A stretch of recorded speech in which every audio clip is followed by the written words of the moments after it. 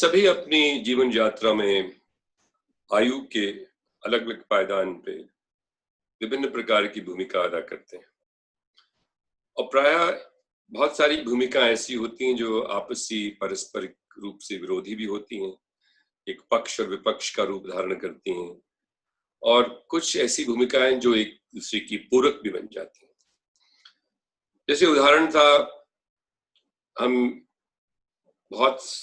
सारे क्षेत्रों में जब कार्य करते हैं तो हम उसके नेतृत्व भी प्रदान करते हैं और कभी कभी अनुसरण भी करते हैं। हम लीडर भी हैं, हम फॉलोअर भी हैं। यही बात अगर हम शिक्षा के क्षेत्र के बारे में सोचें तो हम एक स्तर पर विशेष तौर से अपने जीवन के प्रारंभिक वर्षों में हम छात्र की बन के रहते हैं, ज्ञान प्राप्त करते हैं, ज्ञान वर्धन करते हैं और अपनी शिक्षा को संपूर्ण करने के बाद हम जब अपना व्यवसाय ढूंढते हैं, कोई कार्य करते हैं, चाहे वो व्यवसाय शिक्षा क्षेत्र से जुड़ा हो या व्यवसाय किसी और नौकरी का हो, बिजनेस का हो, तो हम एक शिक्षक का भी रूप धारण कर लेते हैं क्योंकि हम समझते हैं कि हमने बहुत सारा ज्ञान प्राप्त किया तो हमारे में दूसरों को समझाने की, दूसरों को बताने की, उनका मार्गदर्शन करने की भूमिका भी अपना लेते हैं। तो एक स्तर पे हम लोग छात्र हैं और दूसरे क्षेत्र पे दूसरे हम लोग अध्यापक भी बन जाते हैं। लेकिन अगर शिक्षा किस विशेष क्षेत्र का अगर हम अध्ययन करें तो इसमें तो स्पष्ट रूप से दो जो मुख्य बिंदु, मुख्य केंद्र होते हैं शिक्षा का संचालन करने के लिए। बहुत सारे और लोग भी इससे जुड़े होते हैं, माता पिता हैं, केंद्र बिंदु वो हैं अध्यापक एवं छात्र, प्राचार्य छात्र, उपाध्याय छात्र। मुख्य रूप से अध्यापक के ऊपर यदि हम अपना ध्यान केंद्रित करें तो ये स्पष्ट बात ये है कि जो शिक्षा का जो क्षेत्र है और शिक्षा में जो लोग आके अपने आप को उसको जो जुड़ते हैं, ये बहुत आवश्यक है कि उनमें इस क्षेत्र से जुड़ने का स्वयं का निर्णय हो, इसमें उनका निष्ठा हो, उनकी लगन हो और इस प्रोफेशन को चुने एक प्रकार से अपनी पूर्ण प्रतिबद्धता से, पूर्ण विचार से कि मुझे शिक्षक ही बनना है। इस वजह से शिक्षक नहीं बन रहा हूं क्योंकि मेरे पास दूसरा कोई विकल्प नहीं था। मैं शिक्षक नहीं इस वजह से बन रहा हूं क्योंकि मेरे पास और दूसरा रास्ता नहीं था। ऐसे शिक्षक आधे अधूरे मन से जब काम करते हैं तो प्राय सफल नहीं हो पाते। तो सबसे पहली बात तो यह है कि अगर आप इस शिक्षा के क्षेत्र में आप सम्मिलित होते हैं तो पूर्ण निष्ठा, पूर्ण विश्वास और व्यक्तिगत चयन के आधार पर इसमें आए। ये सबसे बड़ी पहली आवश्यकता है। दूसरी आवश्यकता है कि जब आप अध्यापक बन जाते हैं, जब आप शिक्षक बन जाते हैं, तो ये स्पष्ट रूप से आपको समझना चाहिए और समझना पड़ेगा कि आपका नाम तो टीचर है, आपका नाम तो शिक्षक है, लेकिन आपको जीवन भर स्टूडेंट, जीवन भर छात्र बने रहना पड़ेगा, जिसका अभिप्राय यह है कि आपको जीवन भर अपने ज्ञान का वर्धन करने में अपने आप को संलग्न रहेगा। आपने किसी भी शिक्षक ने प्रारंभिक वर्षों में वो अपनी शिक्षा प्राप्त करता है, स्कूल में जाता है,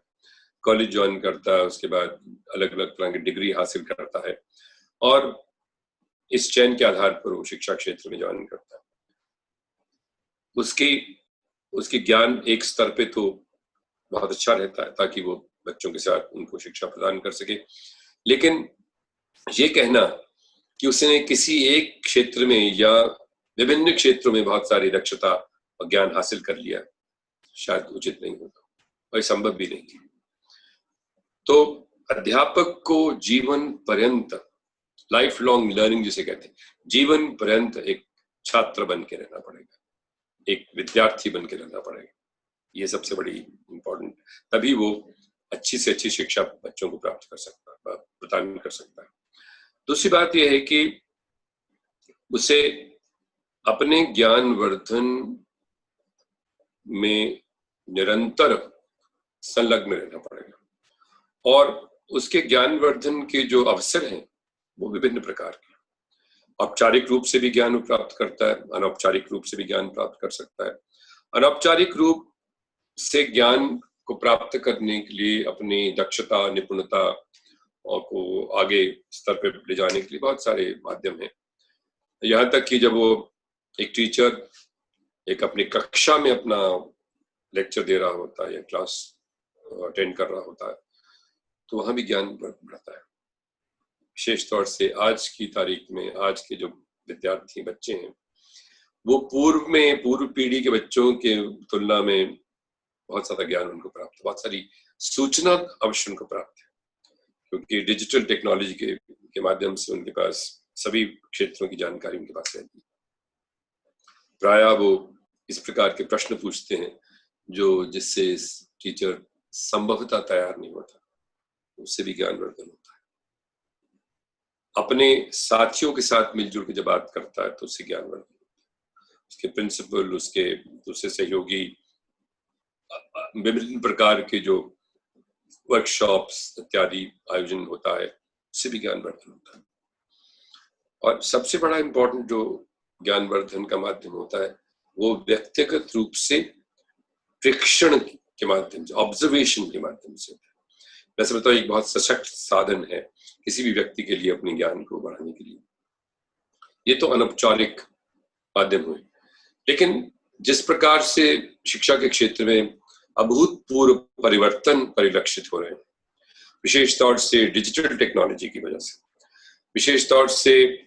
जो हमारा आज की तारीख में वैश्विक जो कनेक्ट है, ग्लोबल कनेक्ट, और विभिन्न देशों में विभिन्न प्रकार की व्यवस्थाएं, विभिन्न प्रकार के माध्यम से, विभिन्न प्रकार के कार्यक्रम के माध्यम से जो शिक्षा प्रदान की जाती उसकी जानकारी भी सब लोगों को मिल जाती है। तो अतः ये आवश्यक है जो शिक्षा का क्षेत्र में सबसे महत्वपूर्ण बात यह कि सदैव गतिशील रहता है, डायनेमिक रहता है और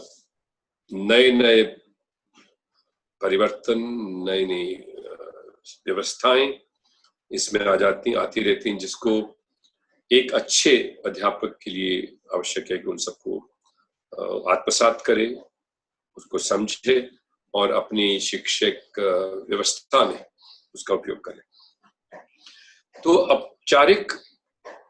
माध्यम से जो ज्ञानवर्धन की बात है वो एक बहुत महत्वपूर्ण बात, आवश्यकता उस बात की हमारे देश में, हमारे समाज में, हमारे जो शिक्षा के जिसके प्लानर्स हैं, एजुकेशनिस्ट हैं, सरकार के स्तर पे, समाज के स्तर पे